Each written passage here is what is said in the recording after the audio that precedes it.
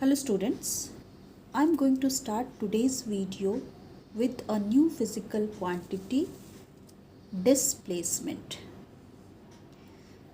Displacement is actual distance between initial position and final position of an object.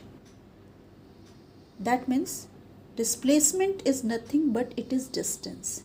But it is distance between initial position of an object and final position of an object. Now, question arise here, what is initial position? ये initial position है क्या? तो जिस point से object travel करना start करता है उस position को initial position कहते हैं and ट्रैवलिंग के बाद जिस पॉइंट पे वो आकर स्टॉप हो जाता है this is final position and in दोनों पोजीशन के बीच का जो डिफरेंस है जो डिस्टेंस है वही डिस्प्लेसमेंट होता है. क्लियर? अब इस डेफिनेशन को हम डायग्राम से समझते हैं. You can say in this diagram A is initial position of an object. Okay, object हमारा इनिशियली किस पॉइंट पे है? ए पॉइंट पे है. अब वो ट्रैवल करना स्टार्ट करता है एंड सी पर पहुंचता है. फिर वापस सी से इस बी पॉइंट पे आता है एंड इसकी ट्रैवलिंग जो है ये जो ट्रैवल कर रहा है वो यहाँ पे स्टॉप हो जाता है. दैट मीन्स दिस इज़ ये जो बी पॉइंट है it is final position of an object and A is initial position of an object. अब ये जो इनिशियल पोजीशन है ऑब्जेक्ट की, इस पोजीशन एंड इस फाइनल पोजीशन के बीच का जो डिफरेंस है वही डिस्प्लेसमेंट कहलाता है. एंड इसको हम एक्चुअल डिस्टेंस भी कहते हैं. Actual distance between initial and final position, या फिर इसको शॉर्टेस्ट डिस्टेंस भी कहते हैं. ठीक है, किसके किसके बीच? इनिशियल एंड फाइनल पोजीशन के बीच. क्लियर है? तो आप देख सकते हो ए एंड बी के बीच का जो डिफरेंस है वो कितना है? 40 मीटर है. ओके, यहाँ से 10, 20, 30, 40 ये 40 मीटर डिस्टेंस है. और ये 40 मीटर डिस्टेंस क्या है? कहाँ है? इनिशियल पोजीशन से किस डायरेक्शन में है? कहाँ है का मतलब ये इनिशियल पोजीशन से किस डायरेक्शन में है. तो आपने डायरेक्शन के बारे में पढ़ा है. डायरेक्शन 4 होते हैं. जनरली आप 4 डायरेक्शन बोलते हो, ईस्ट, वेस्ट, नॉर्थ, साउथ. इसके अलावा भी डायरेक्शन होते हैं, अपवर्ड, डाउनवर्ड, इसको भी डायरेक्शन कहते हैं. फॉरवर्ड, बैकवर्ड, इसको भी डायरेक्शन कहते हैं. तो हमारा ऑब्जेक्ट जो इनिशियल, देखिए ये ईस्ट है, तो इस डायग्राम के अकॉर्डिंग ए से बी इनके बीच का जो डिस्टेंस है वो तो 40 मीटर आ गया. बट ए से वो किस डायरेक्शन की तरफ फाइनल पोजीशन तक पहुंचने के लिए वो किस डायरेक्शन की तरफ मूव किया?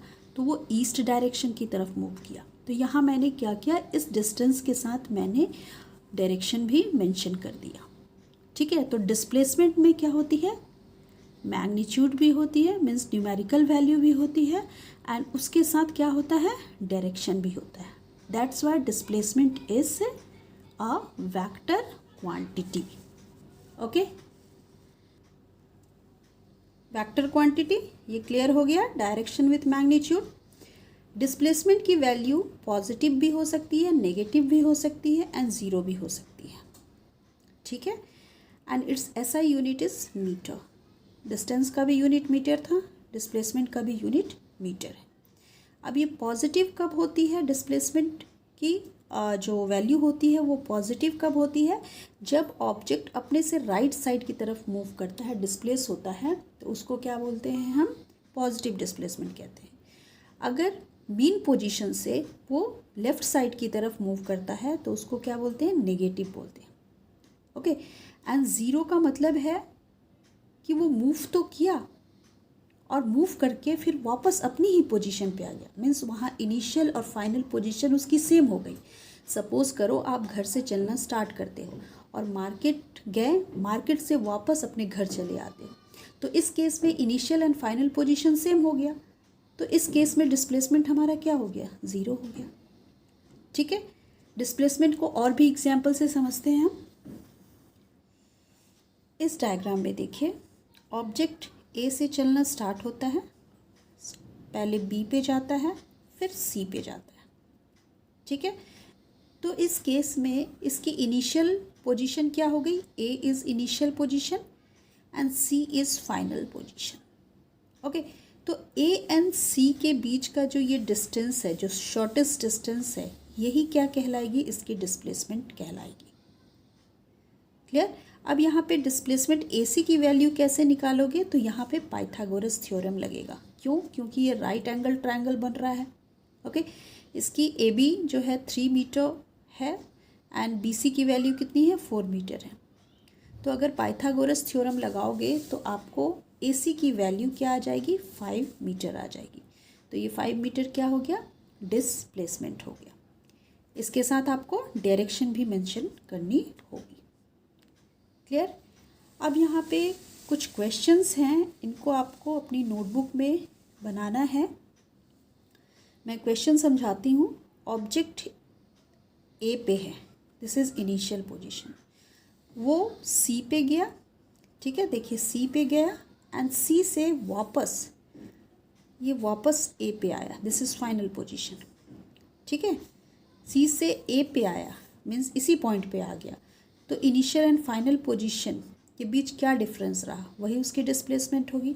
तो आपको बताना है इसमें डिस्प्लेसमेंट क्या है। सिमिलरली क्वेश्चन नंबर 2 में ऑब्जेक्ट की पाथ देखिए, ट्रैवल करने की पाथ क्या है? बिल्कुल घुमावदार है। एक्स से ट्रैवल करना स्टार्ट करता है एंड वाई पे चला आता है।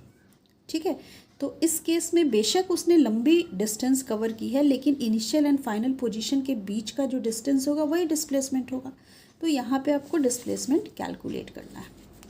थर्ड एग्जाम्पल में सर्कल दिया हुआ है, this is centre of the circle. Suppose कीजिए ऑब्जेक्ट यहाँ पे है और यहाँ से मूव करता हुआ अगेन इसी पोजीशन पे आ जाता है। तो इस केस में इसकी डिस्टेंस कितनी होगी एंड डिस्प्लेसमेंट कितनी होगी, ये आपको कैलकुलेट करना है। Okay, this is all about today's video. Thank you.